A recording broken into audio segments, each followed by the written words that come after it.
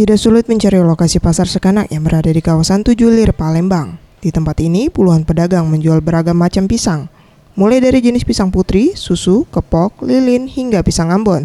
Baik dijual secara eceran maupun partai besar. Salah satu pedagang pisang, Suwandi, mengatakan pisang yang dijual di sini didatangkan dari berbagai daerah, mulai dari Bengkulu, Belitang, Lampung, dan Pagar Alam. Sementara untuk harga yang ditawarkan mulai dari 10.000 per sisir, dan jenis pisang putri dan susu lebih banyak dicari masyarakat Palembang. Suwandi menambahkan, dalam sehari rata-rata ia bisa menjual lebih dari 10 tandan pisang. Pisang rilis, raja nangkar, ikan raja. Dari harga yang paling kecil itu 10.000.